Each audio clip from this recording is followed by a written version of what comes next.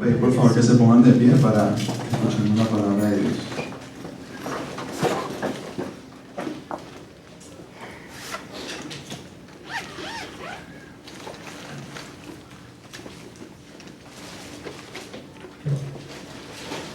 Después de esto, empacamos nuestras cosas y salimos hacia Jerusalén. Algunos creyentes de Cesarea nos acompañaron y nos llevaron a la casa de Nasón, un hombre originario de Chipre y uno de los primeros creyentes. Cuando llegamos, los hermanos de Jerusalén nos dieron una calurosa bienvenida. Al día siguiente, Pablo fue con nosotros para encontrarnos con Santiago, y todos los ancianos de la iglesia de Jerusalén estaban presentes. Después de saludarlos, Pablo dio un informe detallado de las cosas que Dios había realizado entre los gentiles durante su ministerio. Después de oírlo, alabaron a Dios. Luego dijeron: tú sabes, querido hermano, cuántos miles de judíos también han creído, y todos ellos siguen muy en serio la ley de Moisés. Pero se les ha dicho a los creyentes judíos de aquí, de Jerusalén, que tú enseñas a todos los judíos que viven entre los gentiles que abandonen la ley de Moisés. Ellos han oído que les enseñas que no circunciden a sus hijos, ni que practiquen otras costumbres judías. ¿Qué debemos hacer?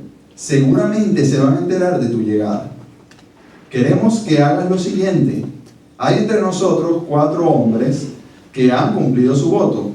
Acompáñalos al templo y participa con ellos en la ceremonia de purificación. Y paga tú los gastos para que se rapen la cabeza según el ritual judío. Entonces todos sabrán que los rumores son falsos y que tú mismo cumples las leyes judías. En cuanto a los creyentes gentiles, ellos deben hacer lo que ya les dijimos en una carta: abstenerse de comer alimentos ofrecidos a ídolos, de comer sangre o la carne de animales estrangulados y de la inmoralidad sexual. Amén. Bendito Dios, este lugar hoy se convierte, Señor, en tu iglesia. No porque físicamente, Señor, hay una diferencia con cualquier otro lugar, porque tú, Señor, llenas la tierra y te pertenece, Señor. ¿Acaso nosotros podríamos edificarte a ti una casa? Pero hoy tus hijos, Señor, se reúnen en tu santo nombre para estudiar tu palabra y cómo tú te has revelado a través de ella. Así que hoy estamos aquí con el deseo de escucharte hablar, con el deseo de entenderte y con el deseo de crecer en ti para que podamos vivir vidas para tu gloria y tu honra. Así que te pedimos que hoy nos hables, Señor. Por favor, pon en nosotros un corazón humilde y sensible a tu palabra, Señor, para escucharte, para entenderte, pero lo más importante, para obedecerte. Y que hoy, Señor, también tú puedes usar a este siervo inútil, Señor, que necesita de tu gracia para exponer tu palabra.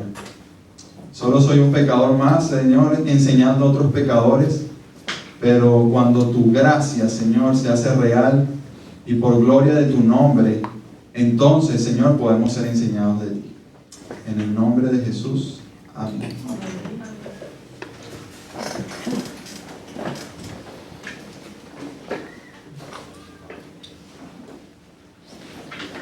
Bueno, yo hoy titulo la enseñanza como la verdadera libertad en Cristo.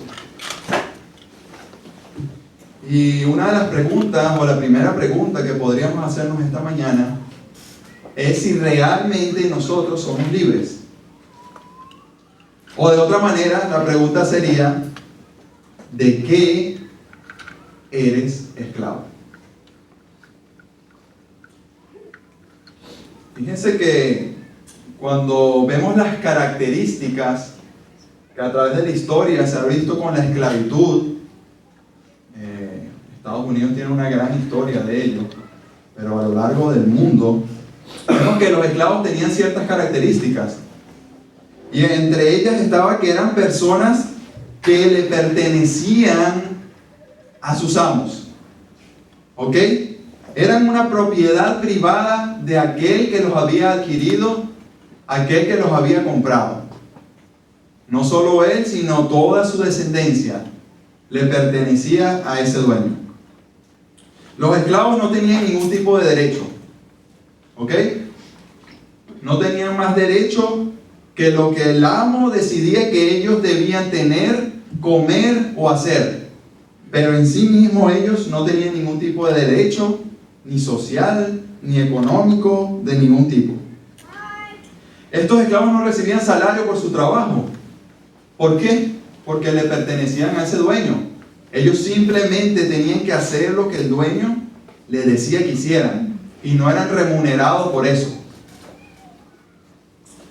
Los esclavos no tomaban sus propias decisiones, sino que tenían que obedecer al pie de la letra lo que su amo o su dueño les decía que tenían que hacer. Ellos no podían levantarse un día y decir, no, yo creo que hoy no voy a trabajar, voy a descansar un poco, más tarde hago el trabajo. Ellos no tenían poder de decisión más que obedecer lo que su amo le ordenaba que hiciera.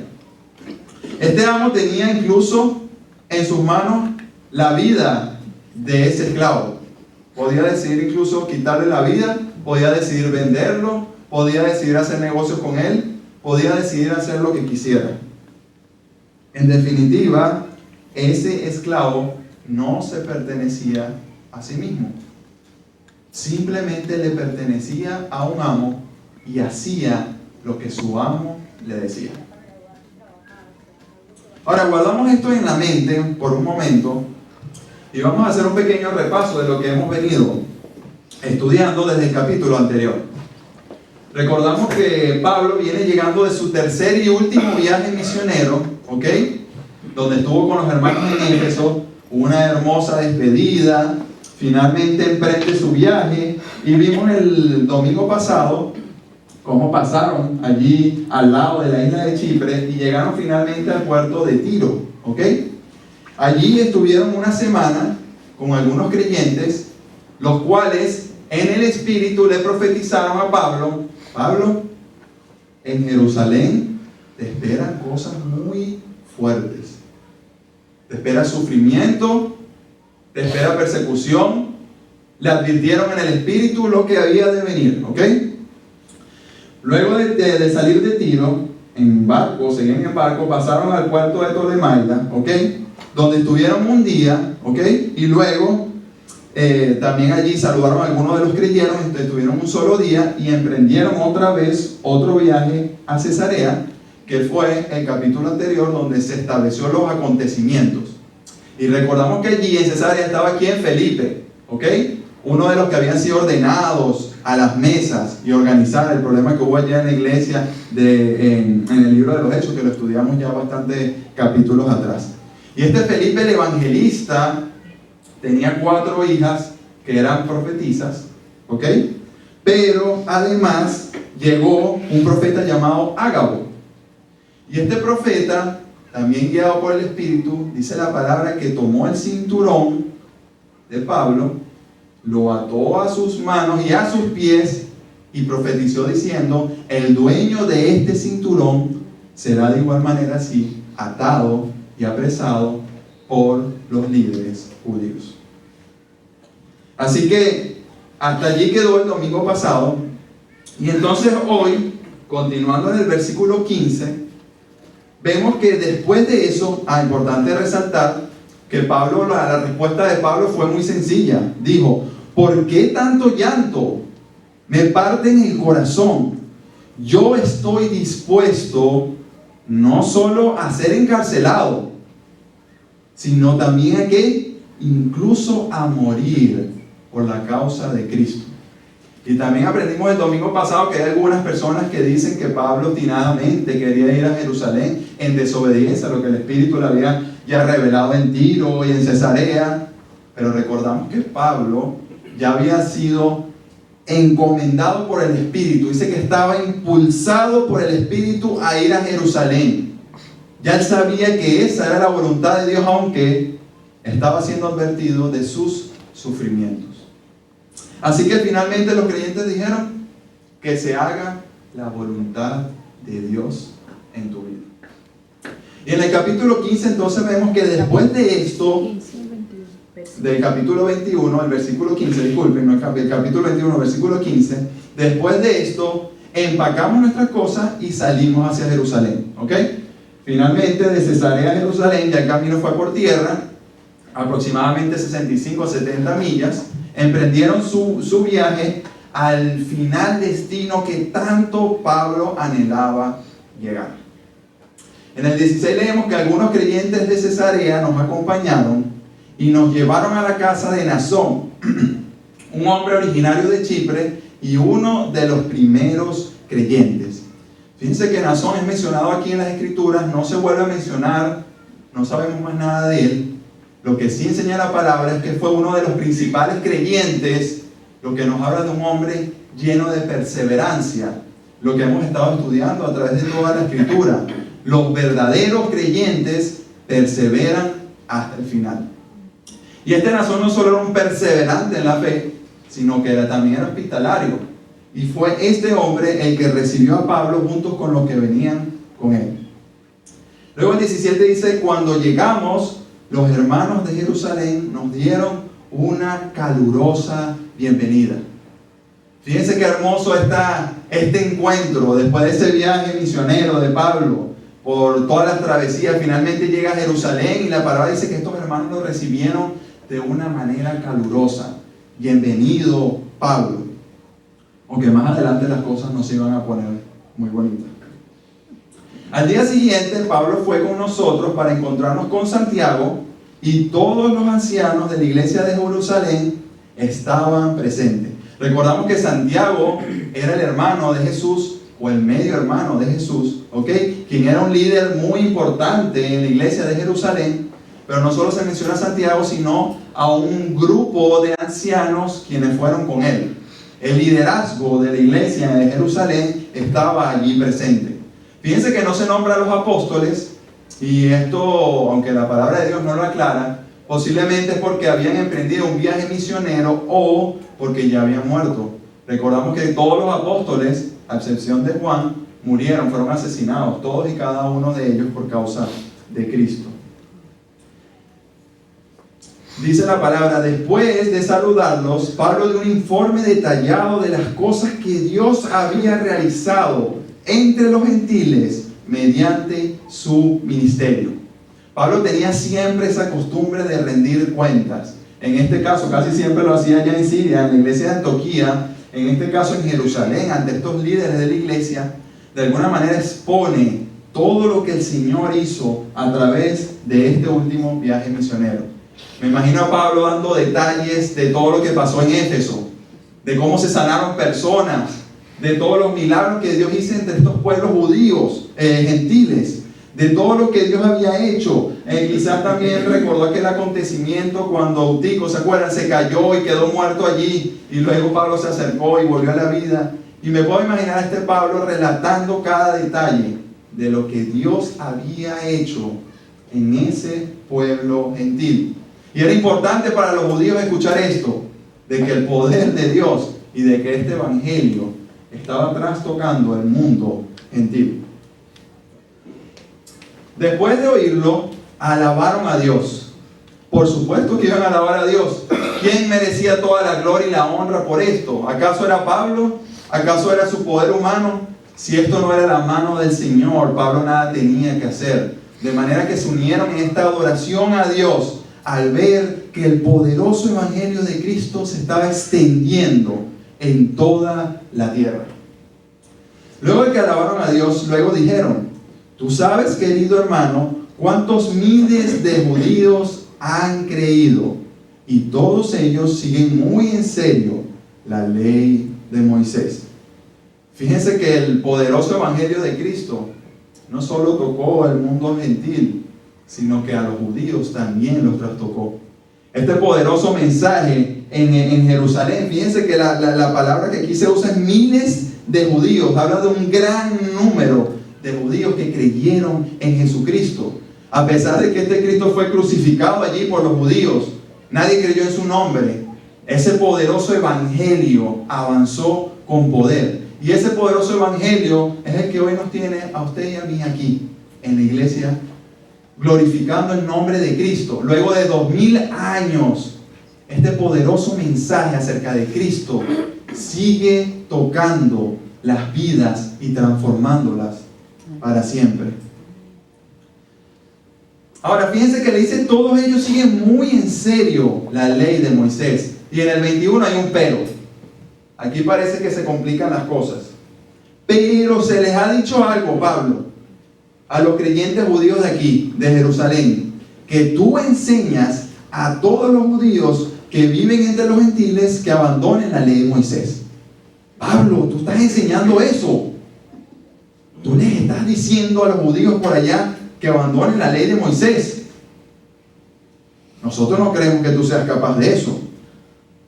Ellos han oído que les enseñas que no se circunciden a sus hijos ni que practiquen otras costumbres judías. Ahora, ¿será que estas acusaciones en contra de Pablo eran verdad? Bueno, a lo largo de la escritura vimos que Pablo en ningún momento fue a los judíos y les dijo que se salieran de sus costumbres judías, pero en ningún momento le dijo a los gentiles que debían convertirse al judaísmo. Pablo dijo, cada quien como ha llegado a Cristo mantenga esa circunstancia y más bien busquen alcanzar a otros dentro de esa circunstancia. Pero sabemos que esto no era verdad, estos rumores que habían llegado a la iglesia de Jerusalén. Ahora fíjense, se le ocurre una gran idea a estos hermanos, a estos líderes de la iglesia de Jerusalén. ¿Qué debemos hacer? Seguramente se van a enterar de tu llegada, Pablo. Queremos que hagas lo siguiente. Hay entre nosotros 4 hombres que han cumplido su voto. Acompáñalos al templo y participa con ellos en la ceremonia de purificación. Y paga tú los gastos para que se rapen la cabeza según el ritual judío. Entonces todos sabrán que los rumores son falsos y que tú mismo cumples las leyes judías. Estos 4 hombres habían culminado lo que sería un voto nazareno. Sabemos que en la antigüedad había votos nazarenos de por vida. Tenemos el caso de Sansón, ¿se acuerdan? No podía raparse el cabello, no podía tomar vino, no podía contaminarse. También tenemos el caso de Samuel, por ejemplo. En este caso eran votos nazarenos temporales. Se cree que lo mínimo de estos votos nazarenos era de 30 días. Entonces aquí nos encontramos con unos hermanos que habían cumplido unos votos nazarenos, ¿ok? Y que ya habían culminado y le está diciendo, Pablo, ¿por qué no vas con ellos? Paga tú por los sacrificios que ellos tienen que hacer. Ellos se rapaban la cabeza, quemaban su pelo, pero junto a eso quemaban también unos sacrificios. ¿Por qué no vas tú con ellos? Y entonces así le muestras a todo el mundo que tú sí cumples la ley judía. Y finalmente el versículo 25, los líderes de la iglesia le dicen, en cuanto a los creyentes gentiles, es decir, los que no son judíos, ellos deben hacer lo que ya les dijimos en una carta. ¿Se recuerdan el concilio de Jerusalén? Bueno, ellos tienen que abstenerse de comer alimentos ofrecidos a ídolos, en resumidas cuentas, abstenerse de la idolatría, de consumir sangre o la carne de animales estrangulados, de alguna manera no hacer ocasión de caer a su hermano judío. Las iglesias eran mixtas entre gentiles y judíos. Y habían judíos allí que no toleraban eso y por ende la iglesia de Jerusalén les dice, no practiquen estas cosas para que pueda haber una unidad en la iglesia de Cristo. Y por último, que se abstengan de la inmoralidad sexual. Ahora, ya que hemos hecho un recorrido por este texto y ya entendemos en qué situación nos encontramos, vamos a ver cuál es el tema central de este texto. Es un texto totalmente narrativo. Nos está hablando de unos hechos y unos acontecimientos. Pero realmente, ¿qué es lo que hay en el fondo? Lo acabamos de cantar en una canción. Es no más que la libertad cristiana. Este pasaje está hablando de la libertad del creyente. Y la idea principal que quiero que hoy desarrollemos es la siguiente. La vida cristiana es una vida de verdadera libertad, porque Cristo ofrece libertad. Juan 8:36. Así que, si el Hijo los hace libres, ustedes son verdaderamente libres. Fíjense que muchos teólogos, predicadores, toman este texto para decir que Pablo era como una especie de camaleón. ¿Entienden lo que significa eso? Se adecua según a cada circunstancia. Cuando estaba con los gentiles no practicaba la ley judía. Pero ahora que está con los judíos la practica. ¡Qué falso! Y incluso llegan a decir que él estaba comprometiendo el mensaje de que la salvación era única y exclusivamente por gracia, sin necesidad de cumplir ningún otro requisito. Ahora sabemos que esto no es verdad. No solo lo vamos a demostrar hoy, sino que lo hemos estudiado ya por un buen tiempo. Ahora, ¿qué es lo que vemos entonces en Pablo? ¿Por qué Pablo actuaba de esta manera? Hermanos, Pablo fue un hombre que realmente comprendió y vivió la libertad en Cristo. Realmente, hermanos, entendió lo que es ser libres en Cristo. Y quiero decirles que este texto, hermano, me confrontó mucho. Porque realmente me doy cuenta que hay muchas áreas en mi vida en las que realmente no soy libre en Cristo. Pero si el Hijo nos hace libres, seremos libres en verdad. ¿Estás tú realmente disfrutando de la libertad que te ofrece Cristo? Hay una realidad aquí importante a destacar, hermanos, y es que lamentablemente hay cristianos que nunca, escuchen bien, que nunca llegan a experimentar una verdadera libertad en Cristo. ¿No les parece a ustedes eso algo triste? Hay creyentes que pasan toda su vida sin realmente experimentar la verdadera libertad en Cristo. Y para esto me gustaría poner un ejemplo. Imagínense que usted está ya a punto de morir. La hermana Dora en estos días publicaba una foto en Facebook de un pariente. ¿Cuántos años que tenía Dora? Más de 100. Más de 100 años. Imagínense que usted llega a esa edad. Y llega a más de 100 años y ya está en el último momento de su vida, el último día de su vida. Está en una cama ya a punto de expirar. Y llega de repente un primo a usted y le dice: oye, hermana Dora, se me había olvidado decirte algo. Tus papás te habían dejado una herencia de $100,000 y me dijo que te dijera y nunca te dije. Lo lamento. ¿Qué le parece a usted eso? ¿Qué pasa si la hermana Dora se hubiese dado cuenta hace unos cuantos años atrás de que tenía una herencia de $100,000? ¿Cómo hubiese vivido su vida? Hubiese podido disfrutar de esa herencia que le habían dado, ¿verdad? Ahora, ya esa noticia al final de sus días no le sirve de mucho. No disfrutó de eso que le pertenecía a ella y que sus padres habían ganado para ella. Ahora, fíjense que con este ejemplo podemos ver que hay muchos creyentes que no disfrutan de esa herencia que Cristo les ha dado, no para disfrutar en el cielo, para disfrutar ahora, aquí, en nuestra vida temporal. Cristo ha ganado para nosotros en la cruz la verdadera libertad. Ahora, vamos a ver esta libertad, hermanos, en 3 puntos principales, ¿ok? El primer punto que vamos a desarrollar es la libertad del pecado, ¿ok? Cuando hablamos de pecado, hablamos de cualquier transgresión de la ley de Dios, es decir, cualquier desobediencia a la voluntad del Creador, aquel que nos dio la vida, y por ende, rebelión contra Él. Ahora, ¿qué dice Juan 8:33? La palabra de Dios dice que Jesús contestó: les digo la verdad, todo el que comete pecado es esclavo del pecado.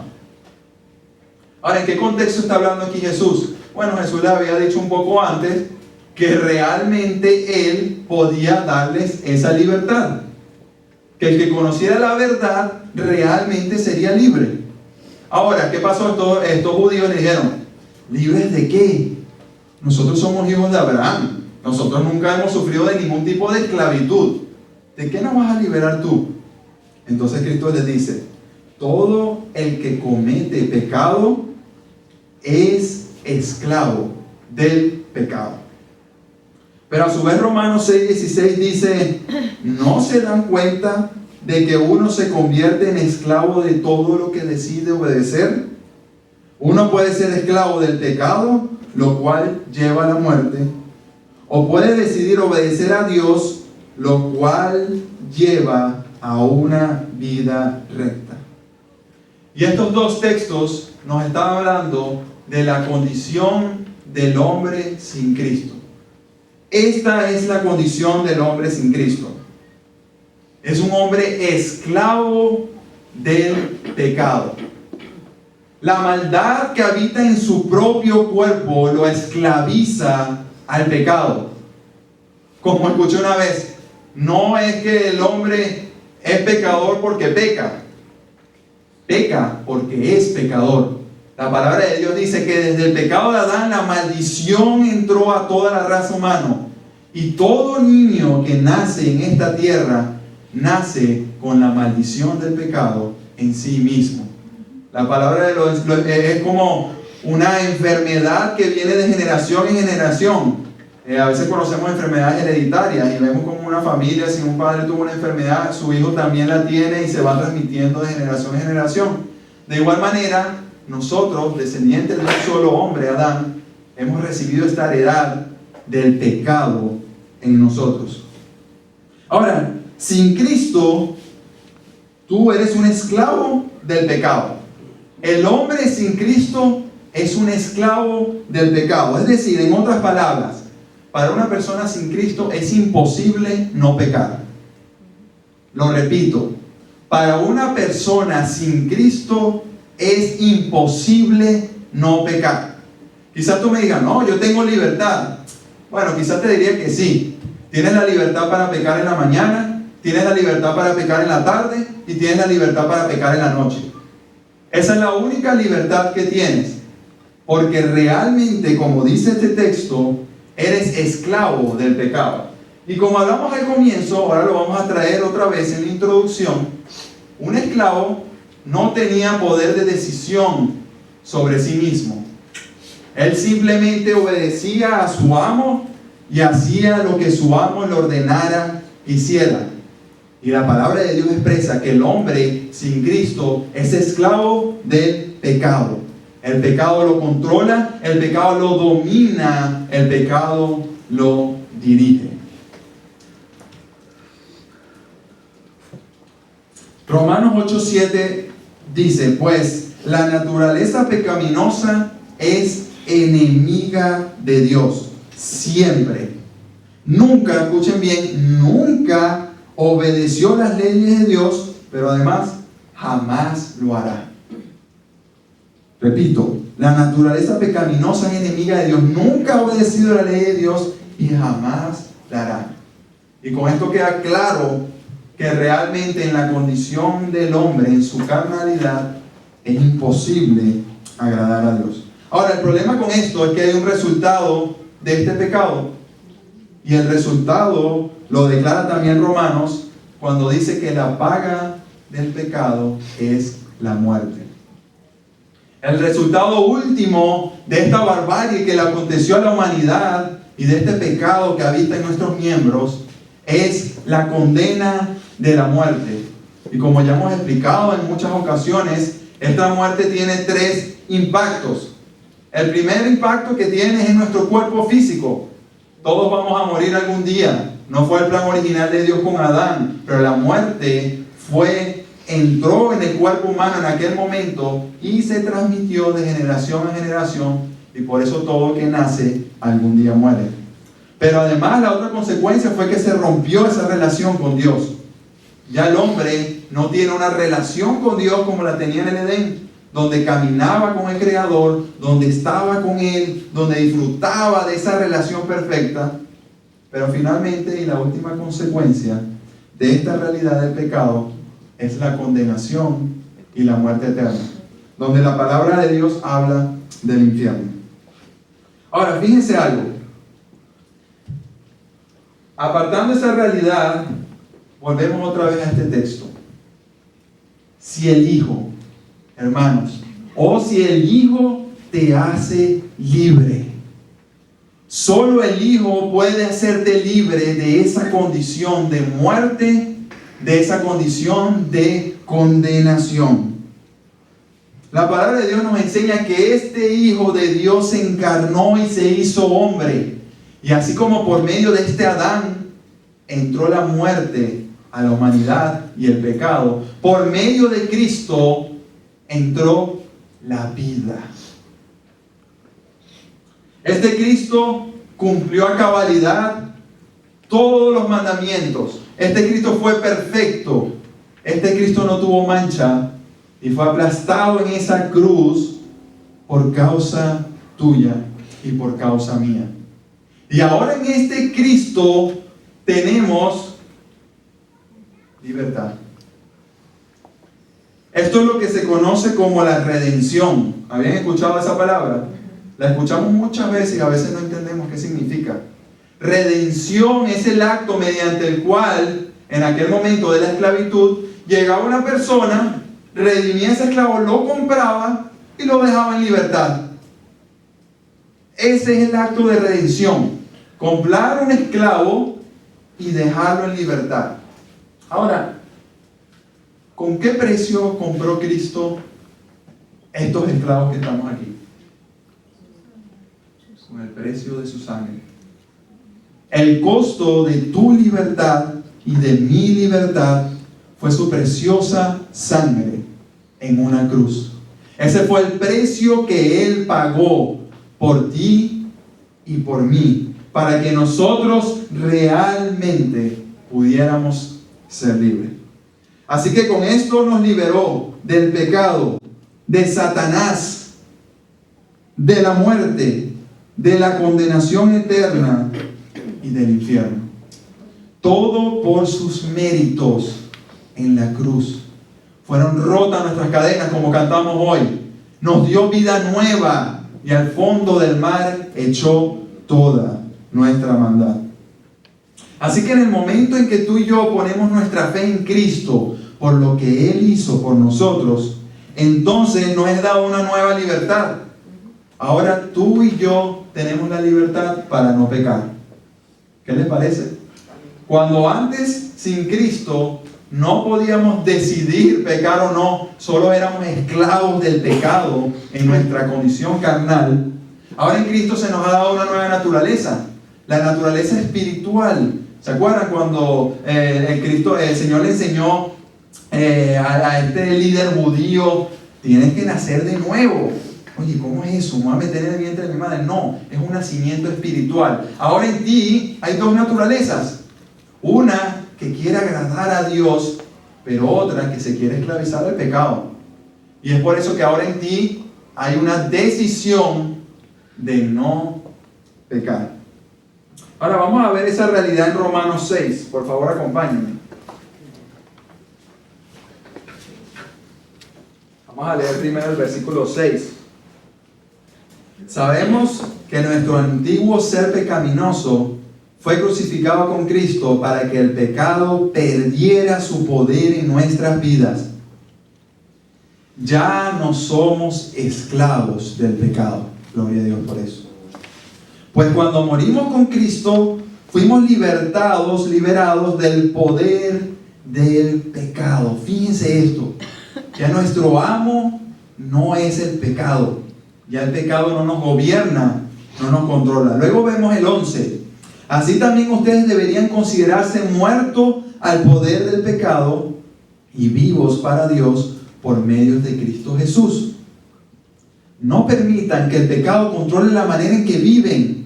No caigan ante los deseos pecaminosos. No dejen que ninguna parte de su cuerpo se convierta en un instrumento del mal para servir el pecado. En cambio, entréguense completamente a Dios, porque antes estaban muertos. Fíjense, antes estábamos muertos, pero ahora tienen vida nueva. Así que usen todo su cuerpo como un instrumento para hacer lo que es correcto para la gloria de Dios. El pecado ya no es su amo. Luego el 17 dice, antes ustedes eran esclavos del pecado, pero gracias a Dios ahora obedecen de todo corazón las enseñanzas que le hemos dado. Ahora son libres de la esclavitud del pecado, pero fíjense lo que dice allí. ¿Y qué? Se han hecho esclavos de la vida recta.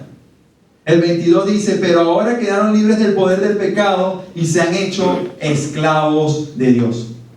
Ahora fíjense qué hermoso esto. La palabra de Dios en Deuteronomio capítulo 15 habla de cuando un hermano hebreo, ustedes saben que por razones de deuda, por razones de que debían alguna plata, esas personas pasaban a ser esclavos de estas personas a las que le daban plata. Y en Deuteronomio 15, la palabra de Dios dice que cuando pasaran 7 años, entonces tenías que dejarlo en libertad. Pero, fíjense un detalle, también ese texto dice que si esa persona concernía, decía, mira, no, yo me quiero quedar contigo porque eres muy buen amo, porque de verdad me has tratado bien, porque yo vivo bien aquí y no quiero irme. Entonces la palabra de Dios dice que ese amo tenía que tomarlo, tenía que tomar su oreja y tenía que traspasarla. Y esa era la señal de que iba a ser su esclavo por algunos días.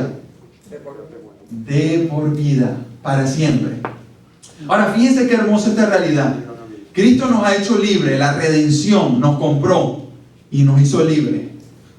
Pero ahora tú y yo decidimos por nuestra propia voluntad hacernos esclavos de Dios. Hacernos esclavos de ese rey, que sea Él el que gobierne nuestras vidas.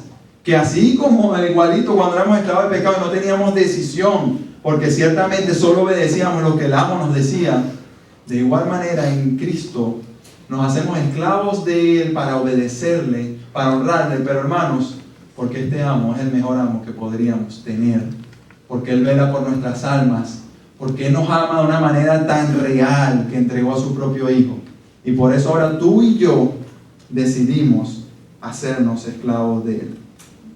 Finalmente, cuando vayamos al cielo, pasaremos a nuestra última libertad y plena, que será entonces, antes de Cristo, era imposible no pecar. Después de Cristo podemos no pecar, y cuando estemos en el reino del cielo, no podremos pecar, porque recibiremos nuevos cuerpos glorificados, donde el pecado ya no habitará en nuestros miembros. Ahora, algo muy importante, hermanos, que tenemos que llevarnos hoy, es que esa libertad en Cristo va en aumento a medida que vamos madurando y creciendo en Cristo. Esa libertad en Cristo va avanzando a medida que nosotros nos apropiamos de lo que Cristo ganó para nosotros en la cruz. A medida que crecemos en conocimiento del Evangelio de Cristo. Y así como el ejemplo que puse con la hermana Dora y esa herencia que nunca supo que tenía, tú y yo tenemos una herencia ya ganada, como dije, para vivirla ahora en Cristo, pero está en ti y en mí descubrirla y apropiarnos de ella, porque ya Cristo la ganó, no la tiene que volver a ganar. Pero muchos, como dije antes, no la disfrutan. Y lamentablemente por esa falta de conocimiento de esto, hay muchos que viven toda su vida terrenal como esclavos. Un ejemplo de esto, pongo mi propia vida como ejemplo. Algunos hermanos escucharon mi testimonio. En algún momento de mi vida tuve un encuentro de verdad con Cristo, un encuentro verdadero que transformó mi vida para siempre. Yo nací en un hogar cristiano, iba a la iglesia, muy bonito, pero Cristo no estaba en mí. Estaba todos los días sentados allí en la iglesia, bien bonito, parecía un cristiano más, pero en mi corazón Cristo no habitaba. Un día tuve un encuentro real con Cristo, como un trueno que me partió en dos, como un rayo, y quedé allí transformado para siempre. Pero una vez que empecé a caminar, entonces en mí una nueva naturaleza me decía, tienes que honrar a Dios, tienes que apartarte del pecado. Pero en esa lucha caí otra vez en el pecado y me levantaba y seguía, y después un mes y volvía a caer en el pecado. ¿Qué pasa? Había como un círculo vicioso, pecado y arrepentimiento, pecado y arrepentimiento. Hermanos, un día abrí mi Biblia y leí este texto de Romanos, donde Cristo dice que ya el pecado no es mi amo, que me ha hecho libre del pecado. Hermanos, y se abrieron mis ojos. Cristo me ha hecho libre del pecado, ya no soy esclavo de él. Entonces me hice la pregunta, ¿por qué sigo pecando? Porque me da la gana. Esa es la respuesta.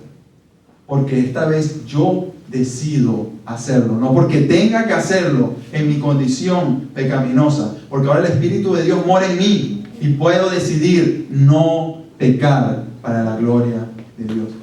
De manera que lo que quiero hacer traerles con este ejemplo es que no es un proceso inmediato. Ya soy libre y listo, no. Tienes que crecer en conocimiento del Evangelio, hermanos, la palabra de Dios. Por eso es tan importante estudiarla, porque aquí está plasmado lo que Cristo ha ganado para nosotros. Y no fue hasta que yo mismo lo leí con mis ojos que dije, soy libre, hermanos, y realmente eso fue lo que me permitió salir de tantos vicios y de tanto pecado. Ahora, el segundo punto que vamos a tocar en cuanto a la libertad es la libertad de la ley. Y es importante, para poder entender la libertad de la ley, es importante entender la libertad del pecado, porque vamos a decir que juegan en equipo. Aunque la ley no es pecaminosa, hay un combo allí que ahorita lo voy a explicar, que hace la ley cuando estamos esclavos del pecado. Ahora, ¿qué es la ley? La ley es un conjunto de reglas y normas dadas en el Antiguo Testamento. Para los judíos está plasmada principalmente en el Pentateuco, los primeros 5 libros de la Biblia. Y esta ley era una ley de la cual ellos seguían y buscaban seguir al pie de la letra como una manera de poder recibir la aceptación de Dios. La ley entonces era la manera en la cual ellos se iban a hacer justos ante Dios. La manera en la cual Dios los iba a aceptar por cumplir la ley. Ahora, ¿cuál era el problema con esto? El problema con esto era que primero que nada, la ley es imposible de cumplir. ¿Cómo? La ley era imposible de cumplir. ¿Y para qué Dios le dio la ley entonces a ellos? ¿Acaso Dios le dio una ley que no podían cumplir como, que en fin, nos vamos a divertirnos? Porque el propósito de la ley nunca fue hacer justo a nadie. El propósito de la ley era mostrarnos el pecado. Cuando tú ves la ley de Dios y te confrontas ante ella, te das cuenta que tú nunca has cumplido esta ley a cabalidad. Te das cuenta que eres un pecador y eso es lo que te lleva a la necesidad de un Salvador. Ahora, entonces, ¿cómo fuimos liberados de esta ley? Hermanos, Cristo, el Hijo de Dios hecho hombre, Él cumplió la ley a la perfección. Escúchelo bien. Él cumplió la ley de Dios a la perfección. Él agradó a Dios en todo y cuando fue bautizado, ¿qué dijo el Padre? Este es mi Hijo amado en quien me complazco. Él es perfecto y sin mancha. Ahora, este Cristo que cumplió la ley a la perfección terminó siendo aplastado por nosotros, siendo imputado ante Él la maldición de esta misma ley. ¿Saben que la ley tiene una maldición? La maldición de la ley es el que no cumple perfectamente esta ley es maldito. Lo dice el Antiguo Testamento. Si usted quiere hacerse justo ante Dios por cumplir la ley, bueno, tiene que cumplirla perfecta, porque si se pela en un punto, está maldito. Pero Cristo recibió esa maldición de la ley sobre Él, la que tú y yo habíamos transgredido. Y entonces en Él, ¿qué pasó? Fuimos hechos justos ante los ojos de Dios. Ahora Dios nos ve como si nosotros hubiéramos cumplido perfectamente esa ley, porque su Hijo Cristo la cumplió a la perfección, cosa que tú y yo nunca pudimos hacer porque somos pecadores. Y ahora en Él tú y yo somos declarados justos. Por eso hemos sido liberados de la ley. No necesitamos la ley para agradar a Dios, para acercarnos a Él, para poder ser aceptos a Él, porque ya somos aceptos en Cristo Jesús. Él lo cumplió todo. Cuando murió en esa cruz, ¿qué fue lo último que dijo? Consumado es. Todo está cumplido. Romanos 5:1 dice, 5:1, perdón. Por lo tanto, ya que fuimos declarados justos a los ojos de Dios por medio de la fe. ¿Fue por cumplir la ley? Fue por medio de la fe en ese Cristo.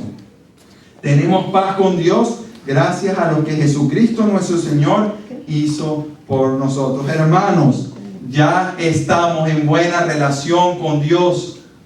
Ya estamos en Él siendo justificados. Ya fuimos justificados en Cristo y estamos en buena relación con Dios. Ahora hay una advertencia, porque entonces Pablo dice, no se vuelvan a esclavizar a la ley. O sea, ustedes fueron justificados por medio de Cristo, fueron declarados salvos y entonces ahora se van a empeñar en cumplir la ley para poder ser aceptos ante Dios. Tengan cuidado de que no se vuelvan a ser esclavos de la ley. Y como dije antes, lamentablemente, muchos creyentes son esclavos de la ley.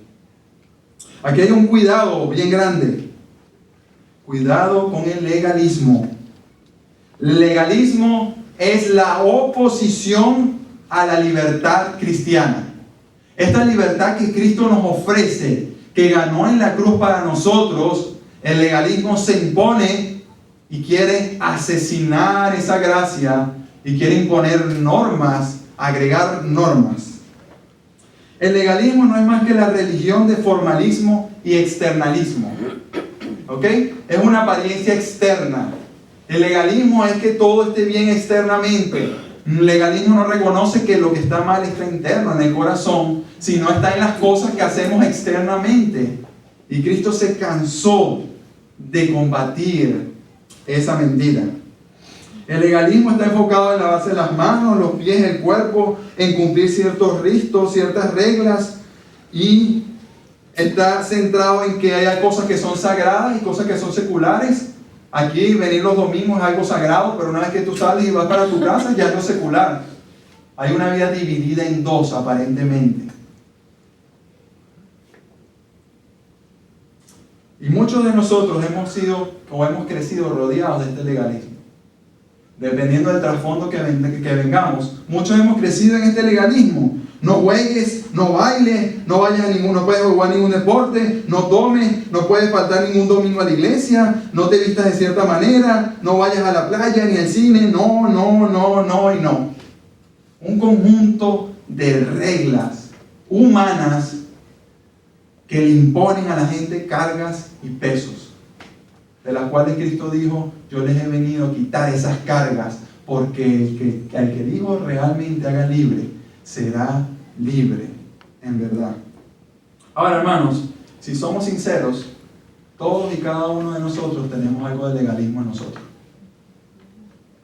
Y por eso hoy debemos evaluarnos principalmente a nosotros. Todos, hermanos. Hermano, cuando me convertí a Cristo en mi pasión por Él, me volví un legalista y un fariseo de primera. Eso es pecado, no lo hagas, vas a ir al infierno, no hagas esto y lo otro. Y a veces es justamente esa falta de conocimiento lo que nos lleva y nos atrapa al legalismo. Así que hoy primeramente debemos evaluarnos a nosotros mismos. ¿Recuerdan Pedro? ¿Se recuerdan Pedro? El apóstol Pedro, formado con el Señor, el líder de la iglesia de Jerusalén, hacía milagros, señales, predicó y se convirtieron 3,000. Seguía con la oposición o con el problema hacia los gentiles. Y que si tenía que comer ciertas comidas y otras comidas no. Y que se tenía que cumplir ciertos rituales y otras cosas no. Y el Señor le muestra una visión, una sábana. Come. Señor, no. ¿Cómo vas a estar comiéndome yo un cochino?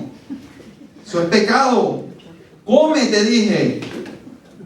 Entonces él comprendió y entendió que realmente Cristo, esa libertad en Cristo, y como él también comprendió que ese evangelio era también para los gentiles, quienes los judíos consideraban que basura, contaminarse con ellos, ni siquiera entrar a su casa a comer, ni te relaciones con ellos. La última libertad de la que vamos a estudiar hoy es la libertad para obedecer a Dios. Fíjense qué hermoso, porque hay dos extremos. Un extremo dice hay que cumplir la ley y se hacen esclavos de la ley y un legalismo. El otro extremo dice, bueno, ya no tenemos ley, vamos a pecar, vamos a disfrutar la vida, que nos importa, ya no tenemos ley, ya Cristo nos salvó. Pero eso es una gran mentira, porque ¿qué dijo Pablo? Que esa libertad no sea ¿qué? Utilizada para pecar, sino que esa libertad, lo dijo claramente en Romanos, sea usada para honrar al Señor. Hermanos, antes de Cristo tú y yo no podíamos obedecer a Dios, pero Cristo ganó para nosotros que ahora tú y yo podamos honrar a ese Creador, podamos obedecerlo, podamos agradarlo. ¿Qué dijo Cristo? Si me aman, ¿qué? Si me aman, guarden mis mandamientos. Esa ley dada por Dios tenía un aspecto moral que Cristo se encargó de machacar y resaltar y resaltar.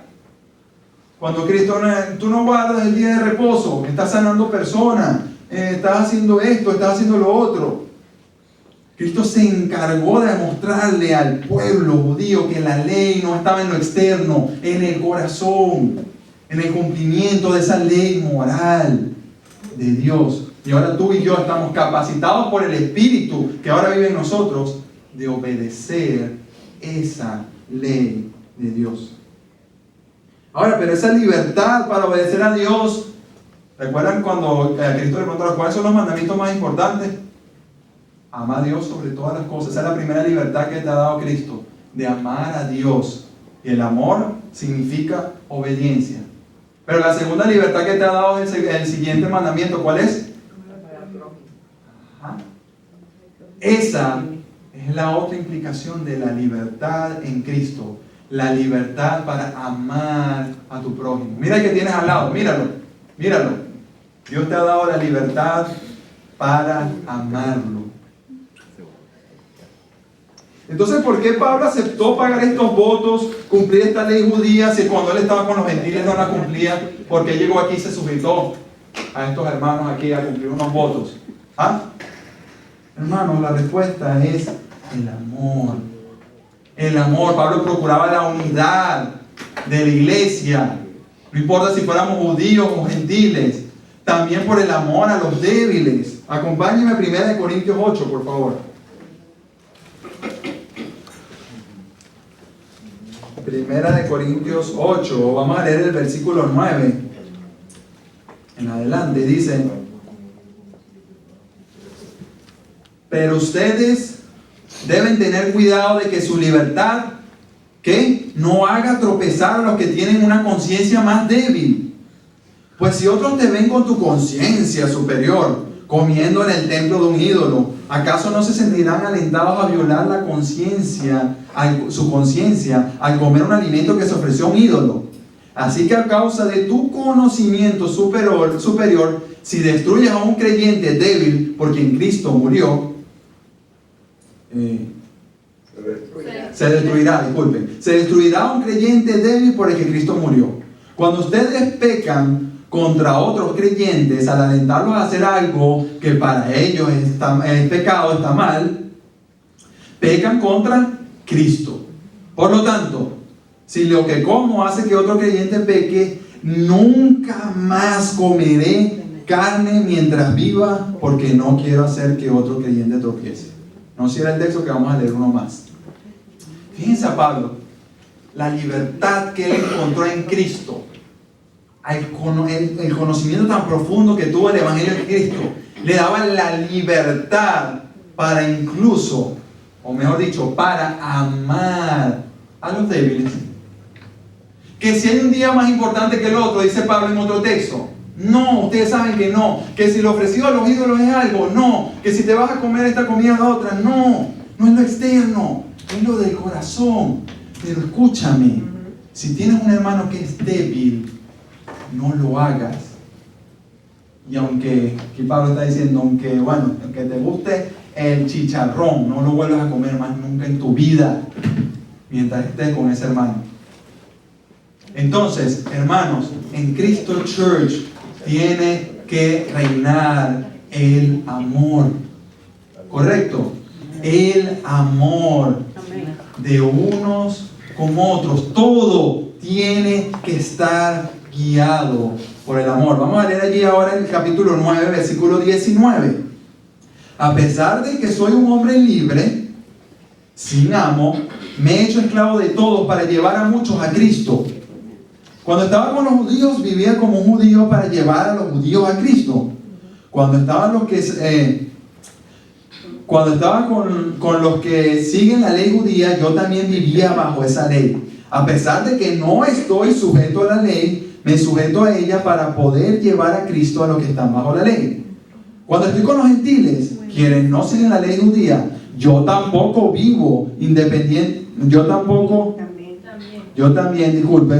vivo independiente de esa ley para poder llevarlos a Cristo. Pero no ignoro la ley de Dios, obedezco la ley de Cristo. Cuando estoy con los que son débiles, me hago débil con ellos, porque deseo llevar a los débiles a Cristo.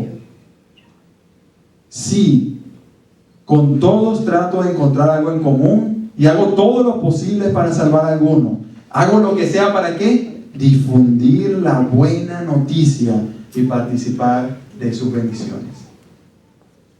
Fíjese ese Pablo que era libre, se hacía esclavo de otro. Bueno, ustedes tienen la ley judía, yo voy a practicar la ley judía, aquí lo vemos, porque mi interés es que ustedes crezcan en Cristo. Mi interés es que ustedes consigan. ¿Por qué, hermanos? Porque estos son aspectos secundarios. La salvación, que es lo principal y lo que nunca se va a negociar, es por la gracia de Dios por medio de la fe en Cristo. Eso no lo negociamos con nadie. Si alguien viene a decirte, no solo la salvación, tienes que cumplir ciertas normas, lo ayudamos a que entienda y si no, lo expulsamos de la iglesia. Pero otra persona que ha entendido, hermanos, estos hermanos en Jerusalén eran creyentes, habían creído en Cristo, pero eran débiles, seguían con sus aspectos de la ley, ceremoniales. Pablo dice, yo me hago judío con ellos, no importa. Lo que me importa es que lleguen a Cristo. Por último, vamos a irnos al capítulo 13 de Primera de Corintios. Y vamos a leer del 1 al 8. Lo mayor es el amor, dice el título. Dice Pablo, si pudiera hablar todos los idiomas del mundo y de los ángeles, pero no amara a los demás, yo solo sería un metal ruidoso y un címbalo que resuena. Si tuviera el don de profecía y entendiera todos los planes secretos de Dios y contara con todo el conocimiento, y si tuviera una fe que me hiciera capaz de mover montañas, pero no amara a otros, yo no sería nada. Si diera todo lo que tengo a los pobres y hasta sacrificara mi cuerpo, podría jactarme de eso, pero si no amara a los demás, no habría logrado nada. Ahora miren cómo es el amor. El amor es paciente y bondadoso, paciente con los débiles, bondadoso, no los atropella. El amor no es celoso, ni fanfarrón, ni orgulloso, ni ofensivo. No exige que las cosas se hagan a su manera. No se irrita ni lleva un registro de las ofensas recibidas. No se alegra de la injusticia, sino que se alegra cuando la verdad triunfa. El amor nunca se da por vencido, jamás pierde la fe, siempre tiene esperanza y se mantiene firme en todas circunstancias. 8. La profecía, el hablar en idiomas desconocidos y el conocimiento especial se volverán inútiles. Esta predicación, el poder enseñar, el don que Dios te da para exponer la palabra, eso va a ser inútil, no va a hacer falta después. Pero el amor durará para siempre. Y eso, hermanos, es lo que nosotros tenemos que llevarnos. Que nosotros como iglesia podamos amarnos de una manera real, una manera viva. que nos permita, como dice la palabra, conocerán quiénes son mis discípulos porque se aman unos a otros y nos ayudemos todos a crecer mutuamente. Así que, hermanos, como conclusión, debemos crecer en nuestro conocimiento del Evangelio de Cristo para que podamos experimentar esa libertad plena que Cristo nos ha dado en esta vida, pero también en la venidera. La esclavitud produce miedo. La esclavitud lo que produce es una vida como creyentes, una vida derrotada. Pero aquel que experimenta esa libertad en Cristo por medio del Evangelio puede, como Pablo, glorificar a Dios con su vida y cumplir sus propósitos en Él. Vamos a orar.